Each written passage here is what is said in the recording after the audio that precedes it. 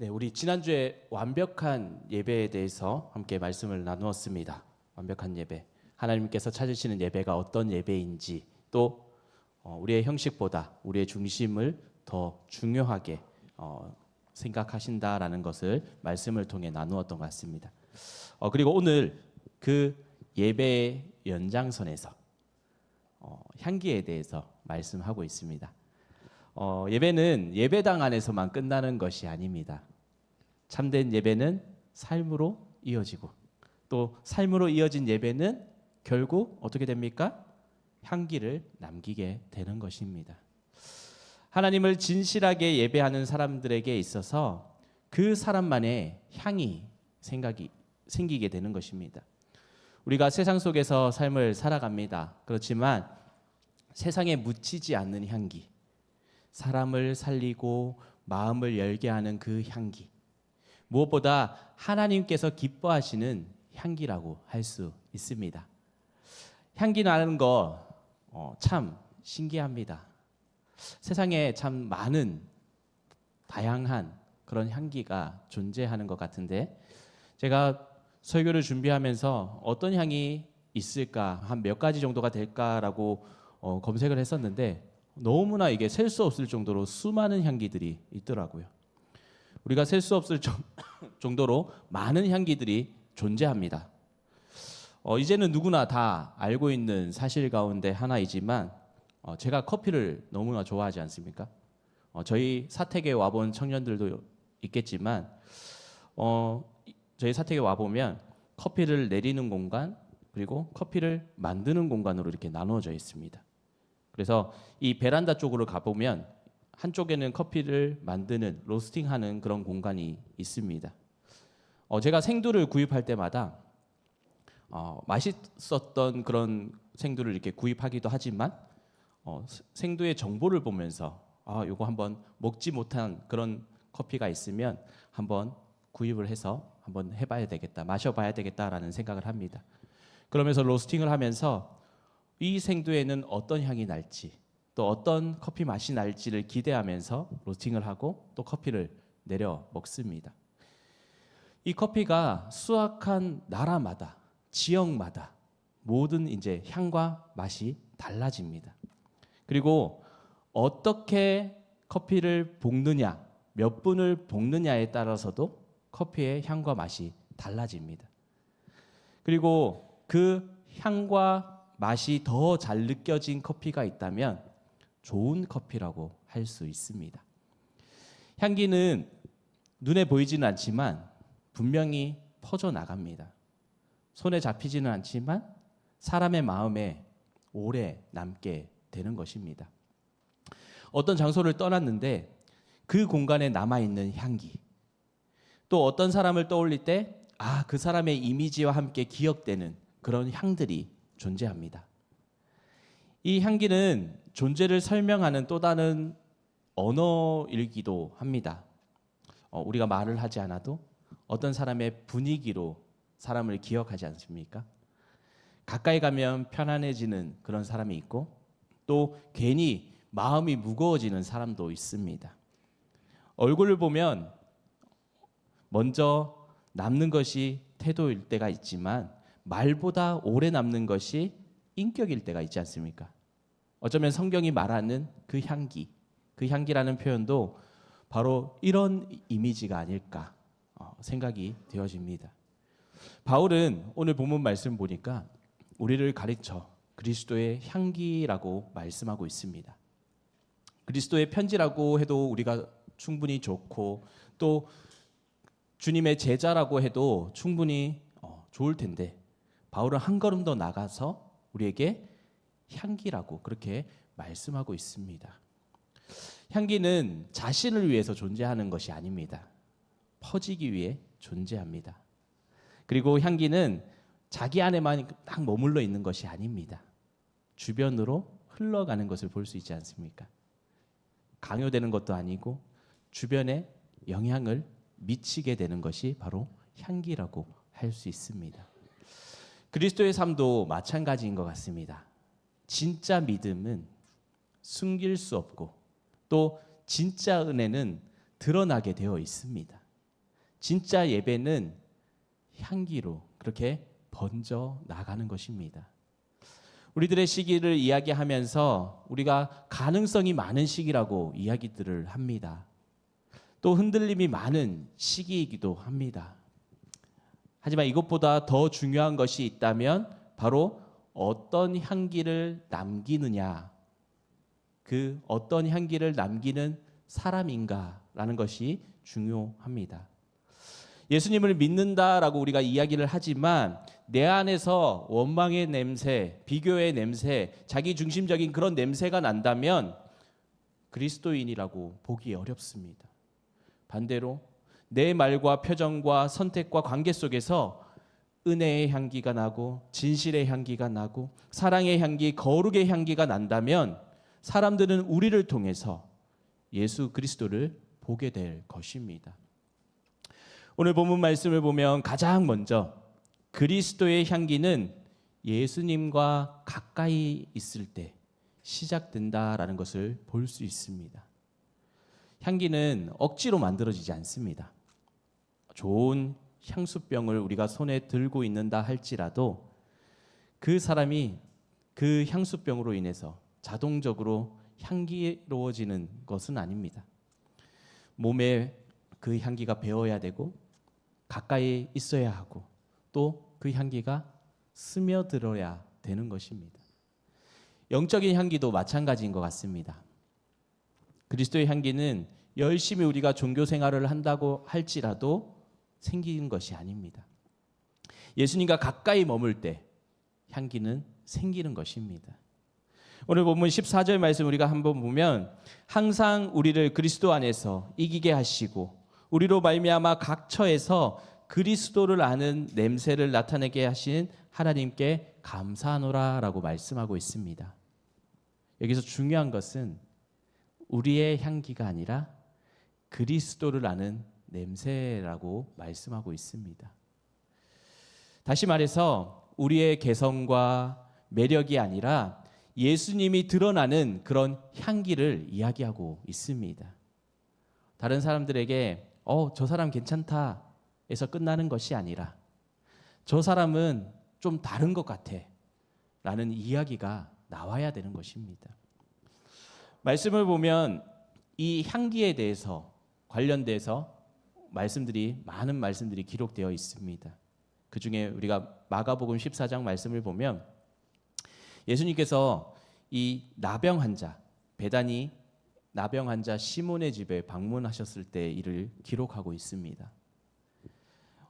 한 여인이 예수님 앞에 매우 값진 향유를 곧 순전한 나드 한 옥합을 가지고 와서 그것을 깨뜨려서 예수님의 머리에 부었다라고 말씀하고 있습니다. 이 장면을 똑같이 기록하고 있는 요한복음 12장 3절 말씀을 보면 마리아가 지극히 비싼 향유 곧 순전한 나드 한 근을 가져다가 예수님의 발에 붓고 자기의 머리털로 그의 발을 닦으니 향유 냄새가 집에 가득하더라라고 기록하고 있습니다. 향유 냄새가 집에 가득했습니다. 한 사람이 예수님께 진심으로 드린 사랑이 그 공간 전체를 채웠던 것입니다. 그 마음이 향기로 변했던 것입니다. 이 장면 단지 감성적인 이야기를 하는 것이 아니라 예수님께 가까이 나아간 사람에게는 어떤 일이 일어나는지 그렇게 말씀하고 있는 것입니다. 마리아는 계산보다 사랑을 선택했습니다. 체면보다 헌신을 선택했고 사람들의 시선보다 예수님을 선택했던 것입니다. 그러자 그녀의 예배는 향기가 되었습니다. 반면 같은 공간에 있던 가룟 유다는 어떻습니까? 그 향기를 맡으면서도 그 사랑을 경험하지 못했습니다. 향유를 그저 돈의 가치로만 그렇게 생각하고 계산하고 있었던 것입니다. 예수님 곁에 같이 있어도 누구는 향기가 남는 사람이 되고 또 누구는 냄새를 풍기는 그런 사람이 되고 맙니다. 겉으로는 둘 다 가까이 있는 것 같지만 실제로 마음의 방향이 다른 것을 우리가 볼 수 있습니다. 우리의 삶도 이와 같습니다. 예배 자리에 우리가 나온다 할지라도 자동으로 우리에게 향기가 생기지 않습니다. 찬양을 많이 우리가 알고 있고 교회에서 여러 사역을 한다고 하지만 자연스럽게 우리 안에 그리스도의 향기가 그렇게 드러나는 것이 아닙니다. 정말 중요한 것은 예수님과 실제적인 그런 친밀함이 있어야 된다라는 것입니다. 우리가 하나님의 말씀 앞에 정직하게 있는 그 시간, 기도 가운데 우리의 마음을 열어놓고 기도하는 그 시간, 내 안의 교만과 욕심 그리고 상처를 하나님께서 만져주시도록 그렇게 내어드리는 그 시간 가운데 그리스도의 향기가 시작되는 것입니다. 많은 사람들이 외적인 성장에 참 관심이 많습니다. 우리는 스펙을 쌓고 이미지를 관리하고 또 우리의 감각을 키우는데 그것을 집중하면서 삶을 살아갑니다. 물론 이것도 필요합니다. 하지만 많은 우리의 영혼의 향기를 가꾸는 데에는 얼마나 우리가 시간을 투자하고 있습니까? 사람들은 생각보다 영적인 냄새를 잘 맡는 것 같습니다. 내 입술이 하는 말과 내 삶이 실제로 풍기는 그 냄새가 다르다면 금방 알고 있습니다. 아무리 우리가 좋은 말을 한다 할지라도 내 안에 주님과 친밀함이 없다면 메마름이 금방 드러나는 것입니다. 반대로 우리가 말주변이 뛰어나지 않아도 예수님을 사랑하는 사람에게서는 편안함과 진실함과 따뜻함이 흘러나오는 것입니다. 출애굽기 30장 말씀을 보면 거룩한 향을 만드는 방법에 대해서 기록하고 있습니다. 하나님은 아무 향이나 쓰지 말라고 그렇게 말씀하셨습니다. 그 향은 오직 하나님 앞에 구별된 용도로만 사용해야 된다라고 그렇게 말씀하셨습니다. 이것은 출애굽기 30장 말씀을 보면서 단순히 향을 그렇게 제조하는 그런 용도로 기록된 것이 아니라 하나님 앞에 드려지는 것은 거룩하게 구별되어야 한다라는 것을 말씀하고 있습니다. 우리도 마찬가지입니다. 세상에 냄새가 가득한 그 채로 우리가 하나님 앞에 나온다고 할지라도 그것이 거룩한 향기가 될 수는 없습니다. 주님 앞에서 우리는 구별된 삶을 살아가야 하는 것입니다. 우리의 생각이 구별되어야 되고 우리의 시선이 구별되어야 하며 우리의 즐거움 또한 구별된 삶을 살아가야 하는 것입니다. 그럴 때 하나님께서는 우리 안에 그리스도의 향을 빚어 가시는 것입니다. 품공동체 예배가 정말 우리가 살아있는 예배, 완벽한 예배가 되려면 우리 아담스홀을 리모델링한 것으로 끝나면 안 됩니다.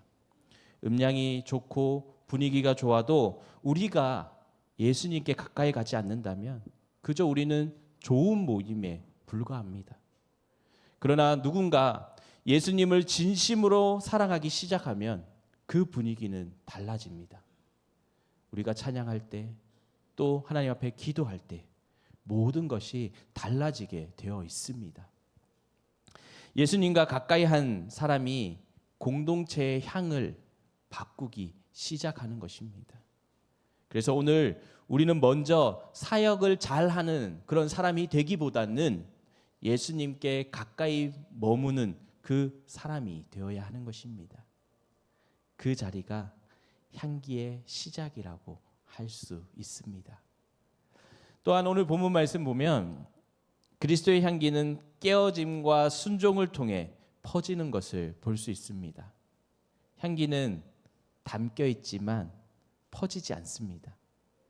옥합이 깨어져야만 향기가 드러나는 것입니다. 마리아의 향유가 집안 가득 채울 수 있었던 그 이유가 무엇입니까? 바로 그 병이 열려서 그런 향기가 난 것이 아닙니다. 그 병이 깨어졌기에 온 집안을 가득 채우는 향기가 날 수 있었던 것입니다.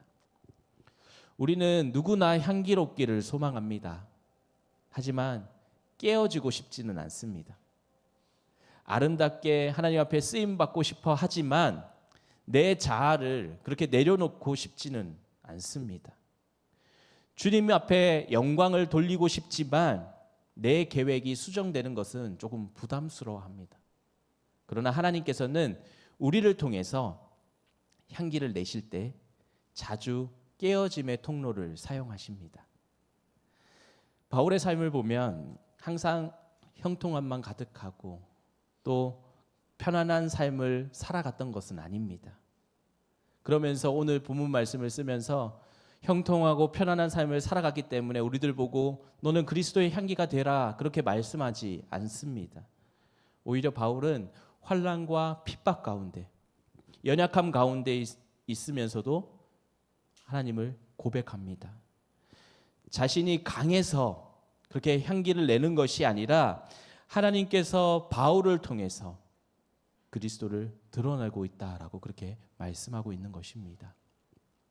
다시 말해서 그리스도의 향기는 완벽한 사람에게서만 나오는 향기가 아닙니다. 하나님께 붙들린 사람에게서 나오는 것이 그리스도의 향기입니다. 상처 없는 사람에게서 나오는 것이 아니라 상처를 주님께 맡긴 사람에게 나오는 향기입니다. 창세기 말씀 보면 요셉이 있습니다. 이 요셉이 억울하게 팔려가고 또 누명을 쓰며 감옥에 끌려가게 되었습니다. 창세기 39장 말씀을 보면 하나님께서 그와 함께 하셨고 사람들은 이 요셉을 통해서 하나님의 복을 경험했다라고 그렇게 말씀하고 있습니다. 보디발의 집에서 감옥에서도 또 애굽의 왕궁에서도 이 요셉으로 인해서 사람들은 전혀 다른 분위기를 경험하게 된 것입니다. 상황이 좋아서가 아니라 하나님 앞에서 자신을 지켰기 때문에 향기가 될 수 있었던 것입니다. 요셉이 만약 억울함을 가지고 내가 형들 복수해야지, 이 보디발에 있는 그 하인들 내가 복수할 거야, 아니면 감옥에 갇혔을 때 내 뜻을 알아주지 않았던 그 사람들을 내가 다 복수해야지라고 생각했다면 어떻게 되었겠습니까? 그는 향기를 내뿜는 그런 삶이 아니라 악취를 내는 그런 삶을 살아가고 있지는 않았겠습니까? 그러나 이 요셉이 계속해서 깨어짐 가운데 순종함을 배웠고 그 순종을 통해서 생명의 향기가 시작되었던 것을 보게 됩니다. 우리들의 시간은 생각보다 많이 깨어짐이 있는 시간이라 할 수 있습니다. 취업이 우리의 뜻대로 되지 않을 때, 또 주변의 관계가 어긋나기도 할 때, 우리가 열심히 한다고 생각했는데 인정받지 못했을 때 답답함을 느낍니다. 그때 우리는 두 가지 길을 선택하는 상황에 놓여 있게 됩니다. 하나는 이 깨어짐을 통해서 거칠어지는 길이고, 또 다른 하나는 이 깨어짐을 통해서 더 향기로워지는 길입니다. 상처가 향기가 되는 것은 아닙니다. 그 상처가 주님께 드려질 때 그것이 바로 향기가 되는 것입니다. 깨어짐이 곧 축복이 되는 것이 아닙니다. 이 깨어짐이 하나님 앞에 순종으로 이어질 때 그것이 축복이 되어지는 것입니다. 에베소서 5장 2절 말씀에 보면 그리스도께서 너희를 사랑하신 것 같이 너희도 사랑 가운데 행하라. 그는 우리를 위하여 자신을 버리사 향기로운 제물과 희생 제물로 하나님께 드리셨느니라 라고 말씀하고 있습니다. 예수님이 하나님께 드려진 향기로운 제물이었다라고 그렇게 말씀하고 있습니다. 십자가는 세상의 눈으로 보면 어떻습니까? 실패와 수치와 고통을 상징하는 것입니다. 하지만 하나님 앞에서는 십자가가 가장 향기로운 순종의 자리였습니다. 예수님은 자신을 아끼지 않으심으로 생명의 향기를 세상에 퍼뜨리셨습니다. 그러므로 우리가 그리스도의 향기가 된다라는 말은 결국 십자가의 길을 닮아 그렇게 삶을 살아간다라는 것입니다. 우리의 자기 중심성을 내려놓고 사랑을 위해 우리의 손해를 감수하면서 하나님의 뜻 앞에 나를 드릴 줄 아는 그런 삶을 이야기하는 것입니다. 우리들에게 있어서 정말 필요한 성숙은 감정이 뜨거워지는 것만이 아닙니다. 오래 순종할 수 있는 힘이어야 합니다. 잠깐 우리가 반짝이는 그런 헌신이 아니라 하나님 앞에 계속해서 우리의 자신을 내어드리는 삶을 이야기합니다. 주님은 가끔 우리가 지고 있는 그런 자존심을 깨뜨리시기를 원하시고 비교의식을 깨뜨리시기를 원하십니다. 인정 욕구를 깨뜨리시기를 원하고 계십니다.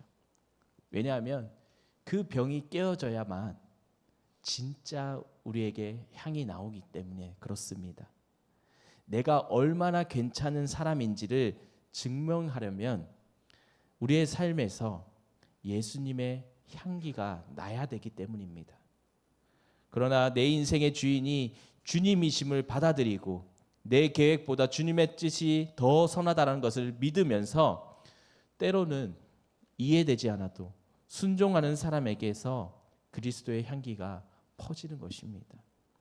그래서 깨어짐의 시간이 우리에게 찾아왔을 때 너무 빨리 우리가 절망하면 안 되는 것입니다.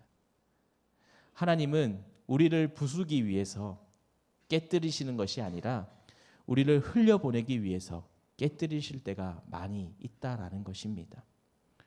병이 깨어져야 향기가 퍼져나가듯이 내 고집이 깨어져야 사랑이 나오는 것이고 내 교만이 깨어져야 은혜가 나오는 것입니다. 내 두려움이 깨어져야 그 안에 믿음이 흘러나오는 것입니다. 하나님께서 우리들의 깨어짐을 통해 향기로 바꾸어 주실 것입니다. 마지막으로 오늘 본문 말씀을 보면 그리스도의 향기는 결국 사람을 살리는 방향으로 흘러가는 것을 볼 수 있습니다. 오늘 본문 15절 말씀을 보면 우리는 구원받은 자들에게나 망하는 자들에게나 하나님 앞에서 그리스도의 향기니라고 말씀하고 있습니다. 향기가 단순히 좋은 이미지나 호감의 문제가 아닙니다. 영적인 영향력의 문제입니다. 어떤 향기는 생명으로 이끌고 가고 어떤 향기는 죽음을 더 짙게 느끼게 합니다. 그리스도의 향기는 결국 사람을 살리는 방향으로 흘러나아갑니다. 예수님을 닮은 사람 곁에는 그 사람 곁에 가면 소망이 생기고 숨이 트이고 다시 하나님 앞에 가고 싶어집니다. 예수님의 공생애를 생각해 보면 우리가 예수님의 모습을 보면 예수님이 가시는 곳곳마다 사람들이 숨을 쉬기 시작하는 것을 볼 수 있습니다. 수가성에 가셨을 때 한 여인을 예수님께서는 만나십니다. 그리고 그 여인의 부끄러운 과거로 인해서 사람들을 피해 다닌다라는 것을 보십니다. 하지만 예수님을 만난 이후에 이 여인의 삶은 어떻습니까? 예수님을 만난 뒤에 동네로 뛰어가서 자신이 그렇게 사람들을 피해 다녔지만 이제는 오히려 그 사람들을 찾아가서 하나님의 복음의 소식을 전하게 됩니다. 또 삭개오는 어떻습니까? 삭개오는 탐욕의 삶을 살아가면서 그렇게 악취를 내던 사람이었습니다. 하지만 예수님이 그의 집에 와서 그의 삶이 완전히 변화된 것을 우리가 볼 수 있습니다. 가늠하다 붙잡힌 여인 역시 돌에 맞아 죽을 자리에서 그 정죄가 아닌 은혜를 경험하게 되었습니다. 예수님은 죄를 가볍게 여기시지는 않으셨지만 죄인에게 길을 열어주셨습니다. 예수님 주변에는 사람을 다시 살게 하는 그런 향기가 있었습니다. 우리 품공동체도 마찬가지입니다. 우리 공동체 안에서 숨막히는 그런 분위기가 아니라 실수한 사람을 다시 일으켜 세우는 그런 향기가 있어야 되는 것입니다. 처음 온 사람도 안심하게 만드는 그런 향기가 있어야 합니다. 또 오랜 상처를 가지고 있는 사람도 이곳에 와서 조금씩 마음을 열 수 있는 그런 향기가 있어야 하는 것입니다. 사람을 살리는 향기라고 해서 진리를 흐리게 하라라는 뜻이 아닙니다. 향기는 본질을 잃지 않습니다. 그러므로 향기는 그리스도를 드러내는 향기입니다. 그러므로 사랑과 진리가 함께 해야 하는 것입니다. 거룩함이 없는 친절은 복음이 아니고 사랑이 없는 정직도 복음의 모습은 아닙니다. 예수님은 은혜와 진리가 충만하신 분이셨습니다. 그래서 예수님의 향기는 사람을 무조건 편하게만 그런 하는 향기가 아니라 회개하고 돌아오게 하며 새 사람이 되게 하는 그런 향기입니다. 좋은 말만 그렇게 해주는 사람이 아니라 진짜 생명을 주시는 분이셨습니다. 우리들이 이 예수님과 같은 이 향기를 품으려면 우리의 언어부터 달라져야 합니다. 말은 가장 빠르게 향기를 퍼뜨리는 통로가 됩니다. 우리의 불평은 생각보다 빨리 번지게 되고 우리의 말투는 공동체의 공기를 금방 바꾸게 됩니다. 험담은 잠깐 재미를 줄 수는 있습니다. 하지만 결국 모두를 지치게 만들어 버립니다. 반면에 우리가 격려의 말, 축복의 말, 진실한 위로의 말은 사람을 살리게 됩니다. 누군가를 평가하는 말보다 붙들어주는 말을 하는 사람, 공동체 안에서 긴장을 더하는 사람이 아니라 평안을 흘려보내는 사람, 사람의 부족함을 확대하는 그런 사람이 아니라 하나님의 가능성을 바라보게 하는 사람에게서 그리스도의 향기가 드러나는 것입니다. 무엇보다 사람을 살리는 향기는 사랑에서 나오는 것입니다. 고린도전서 13장 말씀을 보면 사랑이 없으면 아무것도 아니다라고 말씀하고 있습니다. 은사가 있어도 지식이 있어도 열심이 있어도 이 사랑이 없으면 소용이 없다라고 그렇게 말씀하고 있습니다. 향기 없는 꽃 혹시 보신 적 있습니까? 뭔가 부자연스럽지 않습니까?